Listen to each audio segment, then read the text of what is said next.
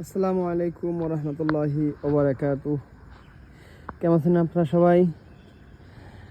আমি ইচ্ছা করছিলাম যে আমার ছাদ বাগানটা নিয়ে আমি একটা চ্যানেল করছি, আর প্রতিদিনের সকালে আমি আমার ছাদ বাগান আপনাদেরকে দেখাবো, প্লাস এর কীভাবে যত্ন নিই বা কীভাবে নিতে হয় সেই পরামর্শ আমি আপনাদের থেকে নেব।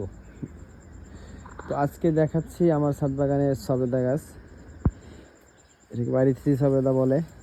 এর আলহামদুলিল্লাহ প্রচুর পরিমাণের ফল আসে, প্রচুর পরিমাণে ফল আসে। আমার যে গাছটা আছে এই গাছের বয়স হবে 3 বছর। আমরা সাধারণত এই গাছের সার হিসেবে ব্যবহার করি এই যে তরকারি যে কুটা কাটা আছে, আমরা এখানেই রান্না হওয়ার পরে তরকারি যে কুটা কাটাগুলো আছে ওগুলোকে আমরা ডাইরেক্টলি এখানে দিয়ে দিই। এইখান থেকেই পচে এটাকে প্রতিদিন 2 বেলা পানি দেওয়া লাগে, সকালে এবং বিকালে।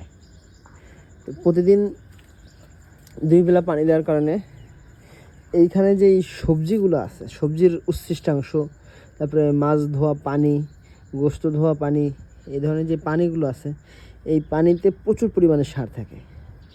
তো এই সারটাই আমরা মূলত কাজে লাগাই। এই যে সবেদা গাছটা দেখতে পাচ্ছেন, দেখেন আলহামদুলিল্লাহ কত সুন্দর তরতাজা একটি গাছ। আলহামদুলিল্লাহ গত 3 বছর যাবৎ এই গাছ থেকে আমরা সবেদা খাচ্ছি। আলহামদুলিল্লাহ আল্লাহ রহমতে খুব সুন্দর মিষ্টি এই গাছটা।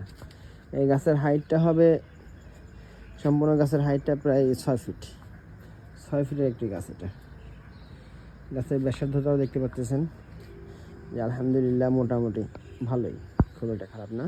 ড্রাম আমরা যেটাকে এটা স্থাপন করছি, একটি ড্রামের অর্ধেক অংশ, এই যে আপনার টিনের যে ড্রামগুলো আছে এটাকে না আলকাতরার ড্রাম হবে না, এগুলো এমনি টিনের যে তেলের ড্রাম, ওই তেলের ড্রামগুলোতে ইউজ করছি। একটা ড্রামের অর্ধেক কেটে আমি এখানে এই সবেদা গাছটা রোপণ করছি। তো আলহামদুলিল্লাহ 3 বছর যাবৎ সে আমাদের সঙ্গে থেকে খুব ভালো একটা ফিডব্যাক দিচ্ছে আমাদেরকে। এই গাছটা আল্লাহর রহমতে খুব ভালো তরতাজা আছে, সবুজ আছে।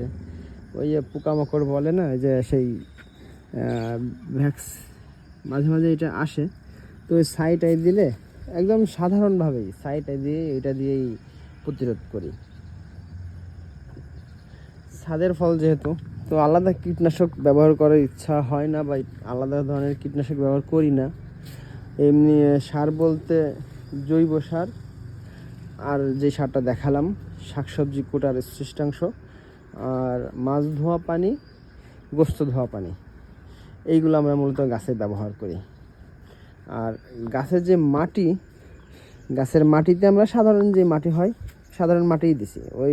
আর এর সঙ্গে মাটিটা যখন মিক্সড করেছি, মাটি নিয়ে এসে ওর ভিতরে হাড়ের গুঁড়া, তারপরে হচ্ছে আপনার ওই যে এই মাটিতে যে পিঁপড়া না ধরে এই জন্য একটু ওই একটা পাউডার, কি একটা পাউডার জন্য সাদা, ওই পাউডারটা ব্যবহার করছি যে মাটিতে পিঁপড়া যেন না হয়। তো আলহামদুলিল্লাহ আজকের ছাদ বাগানের রিভিউ এটুকুই। অন্যদিন আসবো আবার অন্য কোনো গাছ নিয়ে। প্রচুর পরিমাণে গাছ আছে ইনশাল্লাহ, আপনাদেরকে দেখাবো। আস্তে আস্তে সবই চলে আসবে আপনাদের সামনে।